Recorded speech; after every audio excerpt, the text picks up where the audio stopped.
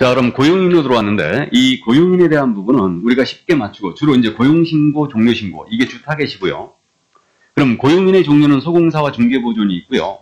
다음에 이제 고용신고 봅니다.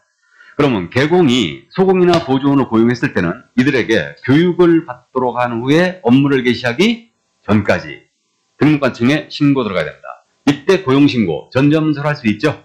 이 점 같이 기억하시고. 그러면 고용신고는 업무 개시 전입니다. 그럼 교육을 받도록 한 후에 업무를 개시하기 전까지 하라고 했는데 소공사는 어떤 교육 받아야 돼요?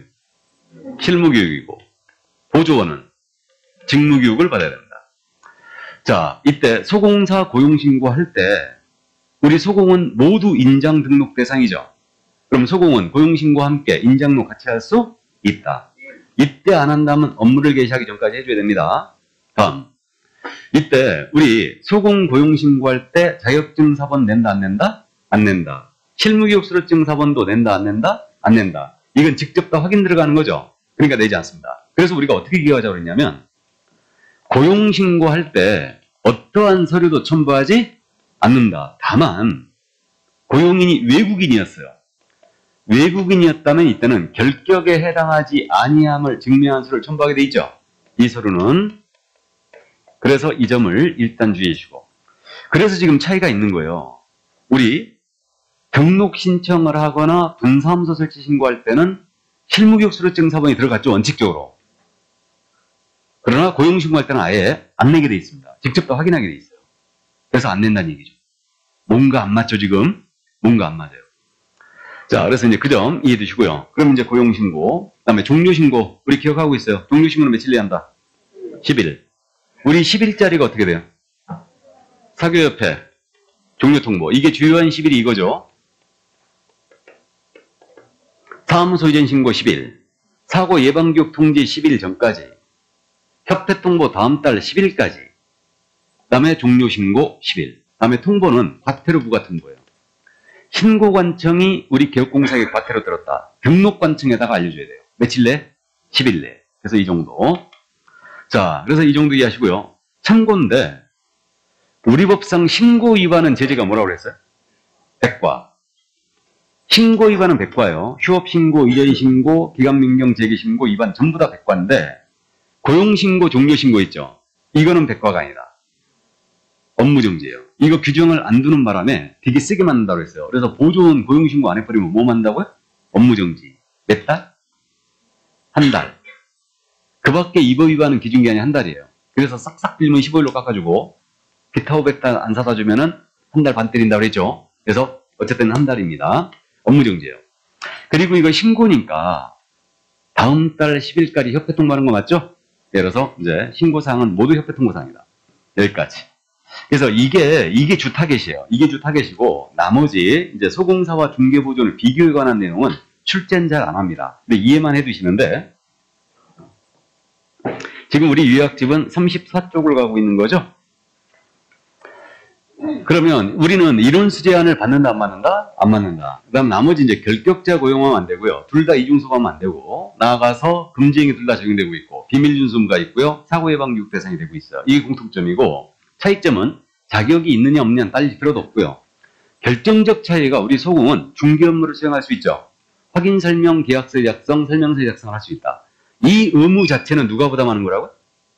개공이. 근데 소공이 할 수 있어요. 보조는 안 되고. 소공은 모두 인장 등록하셔야 됩니다. 근데 보조는 그런 의무가 없고. 그 다음에 소공은 중개 행위를 했다면 확인 설명서와 거래계약서의 서명 및 날인을 해야 되죠. 근데 중개보조는 그럴 일이 없고요.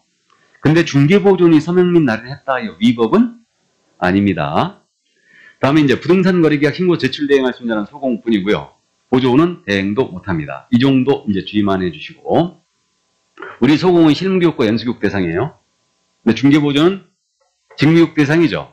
그래서 이제 이렇게 되고 이런 차이가 있어요. 그러니까 이게 주 타겟입니다. 이 정도만 이해하시고 나머지 이제 이들의 업무상의로 인한 개공의 책임이거든요. 그러면 소공사 중개보존의 업무상 행위예요.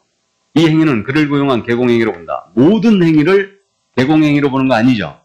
기본적으로 이해해 주시고 그래서 요 규정에 의해서 민사책임과 행정책임을 개공이 부담해요. 그래서 인사책임으로서는 손해배상 책임을 말하죠. 이때 개공은 자신에게 고의과실이 없음을 항변할 수 있다, 없다? 없다. 소공이나 보존의 업무상의로 개공은 무과실 책임이에요. 무과실 책임이고 고의과실이 없음을 항변하지 못해요. 나아가 연대하여 책임을 지는 거죠. 그럼 피해자는 개공과 소공보조원에게 연대하여 책임을 물을 수 있습니다. 그럼 다음에 행정책임으로서는 소공이나 보조원이 등록 취소나 업무정지에 해당하는 행위를 했다. 그럼 개공이 직접 등록 취소나 업무정지 먹을 수 있죠. 나아가 우리가 지난주에 했던 양벌 규정 있지 않습니까? 양벌 규정에 따라 형사책임도 져요. 그러니까 양벌 규정이 적용이 돼가지고 개공은 벌금형으로 처벌 가능하죠. 그럼 징역형은 받을 수 있다, 없다? 없어요. 이렇게 되고 양벌 규정에 따라 300만 원 이상을 벌금을 받았다 하더라도 이는 개공이 결격이 아니에요. 이는 그래서 그로 인한 등록 취소는 못한다. 근데 양벌 규정은 개공이 면할 수도 있죠. 상당한 주의와 감독을 다했을 때는 벌금형을 면할 수도 있습니다. 여기까지. 이게 바로 소공이나 보조원의 업무상의로 인한 개공의 책임이었어요. 자, 그러면 여기까지 문제를 확인해 보실까요? 문제집 7번 문제. 공인중개사 운영상 개업공사의 고용인에 관한 설명으로 틀린 것은 1번 개업공인중개사는 소속공사 또는 중개보조원을 고용한 경우에는 업무를 개시하기 전까지 등록관청에 신고해야 한다. 업무 개시 전 밑줄 긋고 오나가야 되죠. 2번 질문. 소공사에 대한 고용신고받은 등록관청은 공인자격증을 발급한 시도자에게 그 자격 확인을 요청해야 한다. 맞습니까? 그래서 자격증사본을 첨부하지 않고요.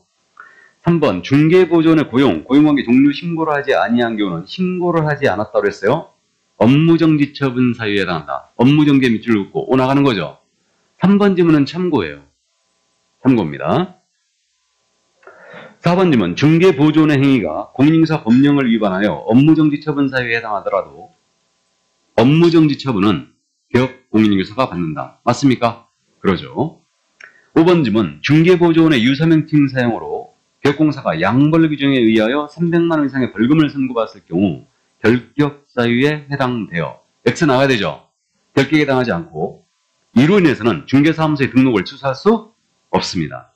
등록이 취소된다. 틀렸죠. 자, 그럼 정답 5번이었고요. 그럼 8번 문제 가죠. 이건 30회 기출이었는데 틀린 것은 그랬어요. 1번 질문. 개업공사의 과실로 중개의뢰인에게 제한상 손해를 입힌 경우 지금 개공의 과실이죠.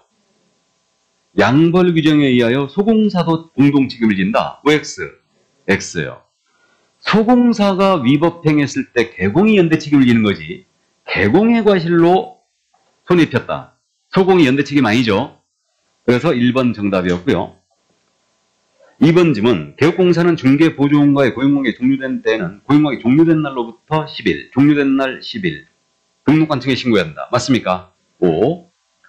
3번 질문. 중개보조원이 중개업무 관련된 행위를 함에 있어서 과실로 거래 당사자가 손해 입힌 경우 그를 고용한 개업공사뿐만 아니라 중개보조원도 손해배상 책임이 있죠. 4번 질문. 개업공사가 소공사를 고용한 경우에는 개업공사 및 소속공사의 공인자격증 원본을 중개사무소에 게시한다. 원본, 게시. 이게 체크포인트죠. 게시는 반드시 원본, 사본 구분하시라고 그랬습니다. 다음에 5번 질문. 중개보조원의 고용신고는 전자문서에 의하다 할 수도 있다. 맞습니까? 이 종료신고를 전자문서로 할 수 있느냐. 이 부분은 지금 뭐 안 된다고 하시는 분들도 있는데 종료신고 실무적으로 되고 있습니다. 법문의 명문은 없지만 실무적으로 종료신고, 전자신고 되고 있어요. 그러니까 지금 현재 우리 정부 24시에서 전자신고가 실제로 가능한 거는 고용신고, 종료신고예요. 이게 실제로 가능합니다. 나머지는 이론적으로만 되고 있어요, 지금. 인장의 등록, 전자문서로 할 수 있죠. 근데 실무적으로 안 되고 있습니다. 일단은. 자, 그럼 9번 문제 갑니다. 개업공사 갑에 소공사 의리, 소속공사 의리예요. 중개 업무를 하면서 중개사분의 거래상 중요 사항에 관하여 거짓된 은행으로 의뢰인의 병에 판단을 그치게 하여 제한상 손을 입혔다. 공사 운영상 이에 관한 설명으로 틀린 것은 소공사가 의리죠. 거짓된 언행으로 판단 그치겠어요, 지금. 그러면 우리 소공은 일단 금지행위 한 거죠. 그럼 자격 정지. 거짓된 언행을 했으니 형사처벌은 1-1. 그럼 이를 고용한 개공갑이에요. 갑은 직접 금지행위 한 걸로 간주되어 등록이 취소될 수 있죠. 임의적 등록 취소 또는 업무정지죠. 임취 사유는 모두가 업무정지 사유니까 이렇게 되고, 다음에 양벌 규정에 따라서 개공은 1,000만 원 이하의 벌금에 처하게 되죠. 다만 해당 업무에 관한 상당한 주의와 감독을 다했을 때는 그러하지 아니하다. 자, 그럼 1번 갑니다. 의뢰 행위는 공인인사 자격정지 사유에 해당한다. 맞습니까? 오. 2번. 을은 1년 이하의 적금 1,000만 원의 벌금에 처한다. 맞죠? 3번 질문. 등록관청은 갑의 중개사무소 개설등록을 취소할 수 있다. 맞아요? 임취죠. 개공이 금지행위 한 걸로 간주되어 등록을 취소당할 수 있습니다. 그럼 4번 질문. 을이 징역 또는 벌금형을 선고받은 경우, 을은 지금 소공이죠. 갑은 을의 위반 행위를 방지하기 위한 상당한 주의 감독을 게을리하지 않았다더라도 벌금형을 받는다. 상당한 주의와 감독을 다했을 때는 벌금형을 면하죠. 그래서 4번 정답. 벌금형을 받는다. X죠. 그럼 5번 질문. 병은 갑에게 손해배상을 청구할 수 있다. 맞죠? 피해자인 병은 손해배상을 청구할 수 있죠. 자, 그럼 문제집 돌아갑니다. 고용인. 30일의 기출문제가 1번 문제거든요. 대표 유형. 보겠습니다. 격공사 갑은 소공사 을과 보조원 병을 고용하고자 한다. 공사 운영상 이에 관한 셈으로 옳은 것을 모두 옳은 것은. 자, 그러면 기억. 병은 외국인이어도 된다. 맞죠? 니은 을에 대한 고용신고받은 등록관청은 을의 직무교육 수료 여부를 확인한다. 을이 소공이죠. 소공은 무슨 교육? 실무교육이죠.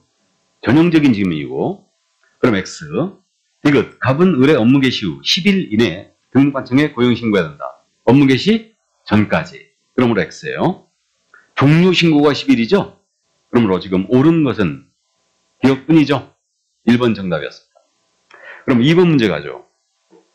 이것도 작년 기출이었는데, 공인인상기업공사 갑의 소공사 을의 중개행위로 중개가 완성되었다. 소공사 을의 중개행위로 중개가 완성된 거예요, 지금. 그러면 공인인상상 이에 관한 셈으로 틀린 것은, 그러면 소공사 을이 중개행위를 했다고 그랬으니까 우리 소공사는 을은 개공과 함께 거래계약서나 확인설명서에 서명 및 날인을 해야 되죠. 그럼 1번입니다. 을의 업무상에는 갑의 행위로 본다. 맞죠? 2번 질문. 중개사물 확인설명서에는 갑과 을이 함께 서명 및 날인해야 한다. 맞습니까? 밑에 동그라미 치고 하는 거예요. 이게 체크포인트예요. 서명 또는으로 바꾸면 틀렸죠. 다음에 3번. 을은 갑의 위임을 받아 부동산 거래계약 신고 제출 대행할 수 있다. 맞습니까? 이때 소공원 제출 대행을 할 때 갑의 위임장과 신분증 사본을 내야 왔네요. 안 내죠. 자기 신분증만 내보이면 되는 거죠. 다음에 4번 질문. 을의 중개행위가 금지행위에 해당하여 을이 징역형의 선고를 받았다는 이유로 갑도 해당 주에 규정된 징역형의 선고를 받는다. OX, X. 상당한 주의와 감독을 다하지 않으면 벌금형은 가능하지만 징역형은 불가죠. 그래서 4번 정답. 5번. 갑은 거래 당사자에게 손해배상 책임을 부여하는 사항을 설명을 하고 관계증서의 사본을 교부하거나 관계증서에 관한 전점서를 제공해야 한다. 이거 보증에 대한 설명이고 서본 교부죠. 이때 갑이 체크포인트죠. 갑이 개공이죠. 이걸 치사하게 슬쩍 을로 바꿔냈어요. 그럼 틀린 거죠. 보증관계증서 설명, 교부 의무는 개공한테 있죠. 그러니까 정답은 4번이었습니다. 자, 그럼 19번 문제 보죠. 18번 문제는 풀어봤고요. 고용인에 대한 신고에 대한 설명으로 틀린 것은 1번입니다. 소속공사 또는 중개보조원의 고용관계 종료 신고는 소속공사 또는 중개보조원의 고용관계 종료 신고서에 따른다. 그러겠죠? 신고 서식이 있다는 얘기죠. 2번 질문. 고용신고받은 등록관청은 결격사유 해당 여부와 교육수료 여부를 확인해야 한다. 맞습니까? 3번 질문. 소공사 또는 중개보조원은 외국인을 고용하는 경우는 결격사유에 해당하지 아님을 증명서를 첨부해야 한다. 그죠? 어떤 서류도 첨부하지 않는데 다만 외국인인 경우는 결격 미 해당 서류를 첨부해야 돼요. 4번 질문. 외국인을 소공사로 고용신고하는 경우는 그의 자격을 증명한 서류를 첨부해야 한다. OX. X죠. 이 지문이 30회 기출에 나왔던가? 됐죠. 이 지문이. 외국인일지라도 자격증4번은 첨부하지 않죠. 다음에 5번 지문. 소공사의 행위가 공인사 법령을 위반한 경우에는 기업공사뿐만 아니라 소공사도 행정처분을 받을 수 있다. 그러겠죠. 소공이 만약에 금지행위했어요. 소공은 자격증지 맞을 수 있죠? 자, 그래서 정답 4번이었고요. 그럼 20번 문제 풀어봤고 21번 문제를 보실래요? 21번. 중개보조원 을입니다. 개공이 갑이에요. 틀린 것은 1번. 을의 업무상 행위로 중개 을인에게 손해를 끼친 경우에 갑은 무과실 책임을 진다. 맞죠? 2번 지문. 손해를 입은 중개 을인에 대하여 갑과 을은 부진정 연대 채무 관계에 있다. 맞아요? 부진정 연대 책임이에요. 3번 지문. 을로 인하여 손해 입은 중개 의뢰인은 을이나 갑에게 선택 또는 병합해서 손해배상 청구 가능하다. 요 말이 바로 연대 책임진다는 뜻이죠. 그러니까 갑과 을에게 동시에 손해배상을 물을 수도 있고요. 청구할 수 있고 갑만을, 을만을 대상으로 손해배상을 청구할 수도 있어요.